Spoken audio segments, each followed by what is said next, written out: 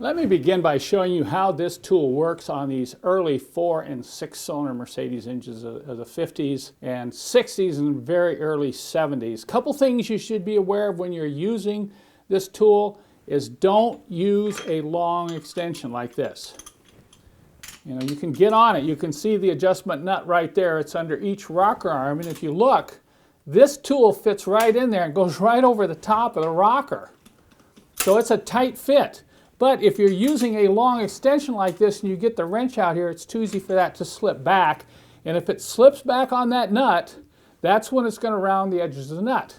So I prefer to use a short extension, just long enough so you can clear the top of the camshaft. See that? That will allow me to hold the tool in tight against that nut while I'm loosening or tightening it with the ratchet wrench.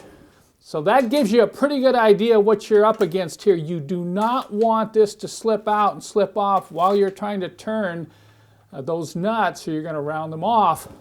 Now watch as I demonstrate. Okay. Now even if you use a short enough extension, you can kind of come in here like this, see? Now I'm just going to turn it a little bit. I'm not trying to adjust this engine, but I'm holding it tight, see? Okay, there it moves. Now let's go the other way. And this is why I'm using an extension on my ratchet. Look at this. Now that one is really tough. That one makes me a little nervous because when you get that tight, you're going to have a problem with possibly rounding that off. So I'm going to come up and try this one. Let's see how this one responds. Okay, hold it in tight here. Oh, look at that. See how easy that one moves? Look at that. I think you can see it right in the camera there. See how easy that's moving? And that's how you want them to move when you're adjusting your valves. If they're moving hard like this one, you're going to have a really hard time making fine adjustments. So that's when you're going to use this tool to come right in here and remove this spring and rocker arm.